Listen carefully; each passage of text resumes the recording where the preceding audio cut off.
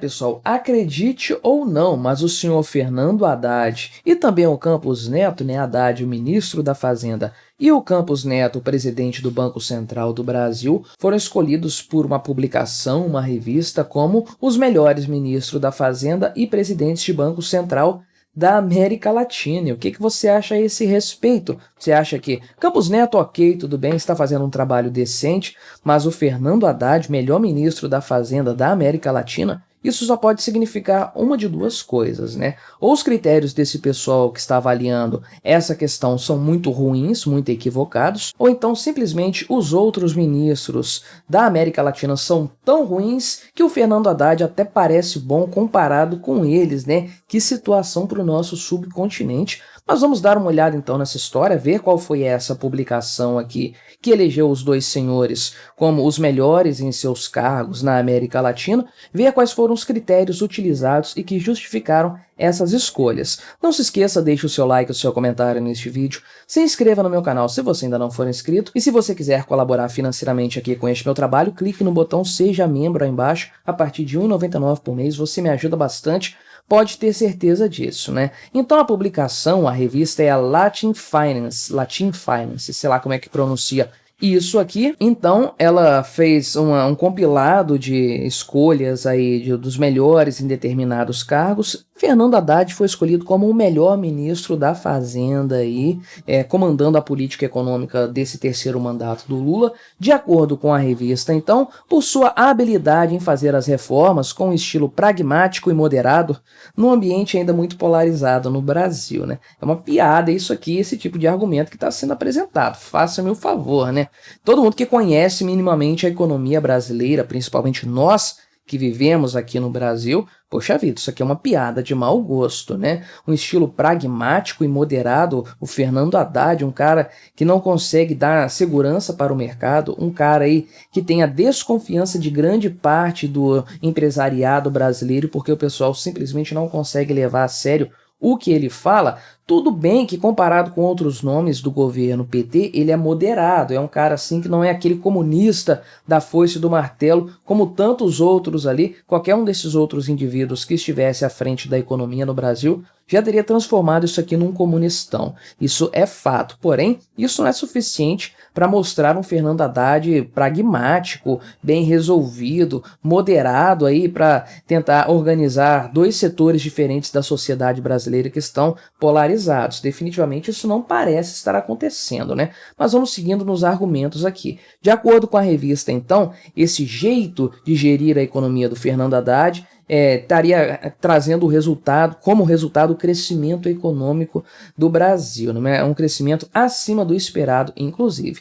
E eu sempre tenho tratado essa questão aqui, levando em conta que a economia não responde imediatamente aos estímulos feitos pelo Estado, feitos pelo governo, né? Ela demora alguns meses, às vezes anos, para ter aí as consequências de atitudes econômicas tomadas hoje. Então, esses primeiros 6 meses da economia brasileira que estavam ok, não se devem ao governo Lula, não se devem ao Fernando Haddad, se devem à gestão Bolsonaro e Paulo Guedes, que entregaram uma casa muito bem arrumada no final do ano passado. O que esse pessoal está fazendo agora no governo, né, Lula e Fernando Haddad, isso vai se repercutir só mais para frente, daqui a algum tempo. Estamos começando a ver os resultados do que eles fizeram no começo do ano, agora entrando aí no mês de outubro, quase meados de outubro, né? Agora, em relação ao Campos Neto, que conforme eu adiantei, é um cara que tem sim uma qualidade técnica muito melhor que o Fernando Haddad. Aliás, o Fernando Haddad não é um economista de renome, né? O Campos Neto tem um conhecimento na área muito melhor, mas o argumento do pessoal da Latin Finance aqui é o fato dele ter conseguido fazer uma boa condução da política monetária. E, segundo a revista, isso permitiu ao Brasil começar a redução de juros antes dos outros países de economias desenvolvidas. Isso aqui é uma verdade, porém isso está cobrando o preço na inflação, né? A gente tem visto isso. Eu tratei recentemente no canal, inclusive, mostrando como a inflação tem crescido a partir do momento em que o Banco Central brasileiro começou a cortar a taxa de juros. Se já é uma correlação ou não, não sei dizer, mas a tendência é que realmente uma coisa impacte na outra aqui, né? Então o pessoal da revista diz o seguinte: Campos tem estado à frente da curva no combate à inflação, né? Agora volto a ponderar, se fosse outro presidente do Banco Central menos assertivo em suas decisões, o Brasil estaria muito pior. Pode ter certeza disso. A grande verdade é que o Lula quer muito trocar esse cargo. O Gabriel Galípolo já tem sido apontado como possível substituto do Campos Neto na vaga da presidência do Banco Central, que vai se abrir no final de 2024, final do ano que vem, não é?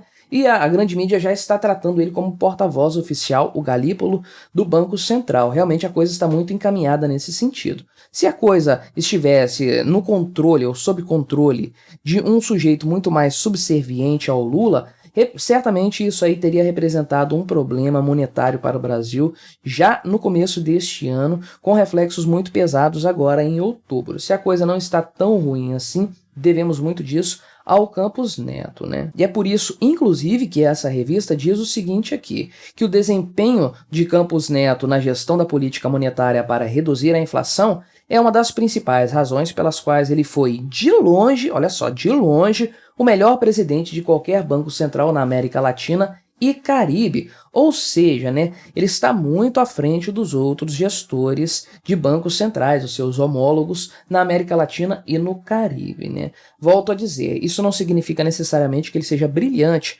isso pode significar que os outros são muito ruins, então a distância entre ele, que é um cara técnico, um cara de qualidade mesmo, e outros, sei lá, o presidente do Banco Central da Argentina, por exemplo, e tantos outros aí, a distância é inalcançável praticamente, um abismo que há entre eles, né? Então, o pessoal fala também a respeito do Haddad, que ele não fala alto para defender os argumentos, ou seja, não é um cara muito de brigar, ele gosta de apontar os argumentos. Discordo aqui, porque realmente o que ele aponta está longe de ser argumentos, né? Muito pelo contrário, ele é um cara pouco assertivo e que o mercado não confia muito justamente por conta dessas informações que não são muito claras, às vezes são muito dúbias, né? Mas diz aqui o pessoal da Latin Finance, né? Como membro proeminente do governo de esquerda, sua primeira missão foi convencer os investidores de que seguirá uma agenda política fiscalmente responsável. Isso aqui é uma grande piada também, né? Porque o arcabouço fiscal que o Fernando Haddad apresentou é qualquer coisa menos fiscalmente responsável, né? O teto de gastos, sim, exigiu uma responsabilização do presidente da República em matéria fiscal. O arcabouço fiscal não. É uma alternativa completamente esvaziada do ponto de vista do cerceamento, do ponto de vista da responsabilidade do governante, né? Praticamente o presidente da República não pode ser condenado por crime de responsabilidade fiscal nesse novo arcabouço apresentado aí, além de que os prazos para avaliar os resultados são muito maiores, as condições são muito mais flexíveis e a capacidade do governo de gastar mais está garantida, coisa que o teto de gastos havia brecado, né? Então, realmente, dizer que o Fernando Haddad está desenvolvendo uma forma fiscalmente responsável, uma agenda política fiscalmente responsável, é uma piada de mau gosto, simples assim, não é? Esse prêmio aqui é concedido, então, com base em consultas a investidores e analistas do mercado da região da América Latina e do Caribe, né? É um prêmio que se refere aos governos, aos burocratas, aos tecnocratas dessa região. Então, as escolhas são feitas, os votantes são escolhidos entre pessoas da área financeira dessa região aí, dessa localização geográfica. E o Campos Neto, no ano passado, já tinha sido premiado também como melhor presidente do Banco Central da América Latina e do Caribe. Então, realmente é um cara de destaque na região. E quanto a ele, sim, eu acredito que talvez não tenha nada melhor do que ele na condução de bancos centrais neste subcontinente. Provavelmente ele é o melhor mesmo, porque lida com uma economia muito grande, isso é importante frisar, não é? E está anos-luz aí à frente de tecnocratas da Argentina, da Venezuela, de Cuba, de Honduras, da Bolívia, do Peru, enfim, um monte de países completamente desarranjados do ponto de vista econômico. Então, certamente aí ele é disparado o melhor presidente de Banco Central mesmo da América Latina, não dá muito para questionar isso. Agora, o Fernando Haddad, para que ele seja considerado o melhor no comando de uma pasta da economia, à frente da economia de um país, é porque ou o pessoal tá babando o ovo dele aqui por algum motivo, ou então porque os outros são realmente muito ruins, porque para o Fernando Haddad ser um ministro da Fazenda razoável, ele teria que melhorar muito, mas muito. Ele é um péssimo ministro da Fazenda. Outras opções no PT seriam ainda piores, mas isso não atenua o fato de que ele é um cara que não conhece fundamentos econômicos e que é um esquerdista, o que automaticamente coloca ele como um sujeito que não entende de economia. Se ele tivesse uma visão econômica ortodoxa, correta, centrada em fundamentos, em bases econômicas, ele jamais seria do PT. O fato dele pertencer a esse partido demonstra que ele, de fato, não entende absolutamente nada de economia. Mas o que você achou dessa história aqui, dessa premiação? Você achou os 2 prêmios justos ou você tem outras opções em mente? Colabore com o nosso debate, se inscreva no meu canal se você ainda não for inscrito e até a próxima.